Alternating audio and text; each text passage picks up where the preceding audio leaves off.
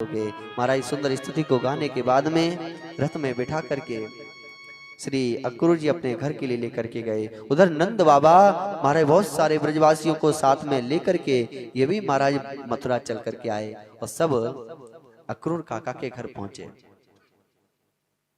महाराज अक्रूर काका के घर पहुंचने के बाद में कन्हैया ने नंद बाबा से अनुमति मांगी। कहा बाबा मैं अपने सखाओं के साथ में मथुरा नगरी के भ्रमण के लिए जाना चाहता हूं। लेकिन पहले तो नंद बाबा ने मना किया, लेकिन बाद में बलदाऊ जी को साथ में भेजा। कहा जाओ अपने भैया की सर्वत्र रक्षा करना, क्योंकि कृष्ण थोड़ा उद्यमी है, कहीं कोई घटना न घट जाए। और ये कंस की नगरी है, कंस बहुत ज्यादा महाराज उग्र शासक है, ये जरा जरा सी बात पर क्रुद्ध हो जाता है, इसलिए इसकी रक्षा करना। महाराज भगवान श्री कृष्ण बलभद्र सरकार और अपने सखाओं के साथ में आज राजमार्ग की तरफ चल करके जाने लगे। और जैसे ही हमारे मथुरा वासियों को पता चला कि कृष्ण और बलराम राजमार्ग पर निकले हैं, अब तो हमारे सभी दर्शन करने के लिए दौड़ने लगे।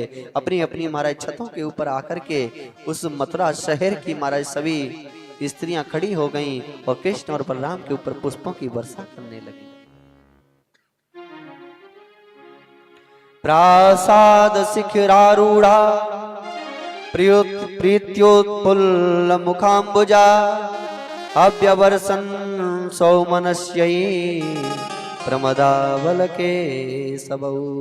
बलराम और भगवान श्री कृष्ण के ऊपर महाराज अपने अपने प्रसादों के शिखरों पर महाराज खड़े होकर के अपने अपने घरों की महाराज छतों पर खड़े होकर के उन स्त्रियों ने सुंदर पुष्पों की वर्षा करना प्रारंभ कर दिया। भगवान अपने सखाओं के साथ में आगे बढ़ने लगे तो हमारे सखाओं ने कहा भैया इतना स्वागत तो कमो हमारो ब्रज में हूं नाय भयो, जितना स्वागत या मथुरा नगरी में है रहो है। लेकिन कहा बताएं हमारे लत्ता थोड़े ठीक नाए हैं। अगर कहूँ लाला इतना स्वागत हो तो वहां लत्ता बड़े सुंदर पहन के जानो चाहिए, हम तो ऐसे ही कपड़ा पहन के आए गए। कहीं लाला कहीं लत्तन की व्यवस्था है जाती।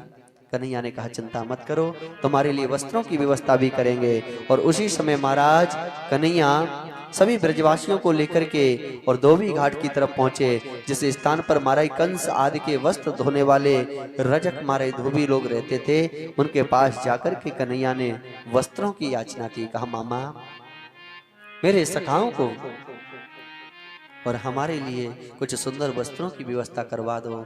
तो महाराज उस धोबी को तो बड़ा आवेश आ गया। क्यों? क्योंकि महाराज कंस का धोबी है तो वैसी ही भाषा बोलता है।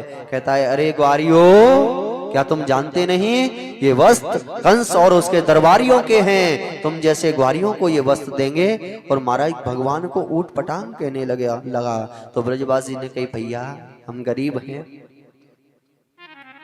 लेकिन या को मतलब ये तो नहीं एक साधारण सा धोबी भी हमारी इतनी बड़ी बदनामी करेगा। भैया हमने कौन सी गलत बात कह दी, वस्त्र ही तो मांग लिए। तब ब्रजवासियों से कहा बोले भैया यार रजक को पहले से आदत पड़ी हुई है ज्यादा बोलवे की, क्योंकि जिस समय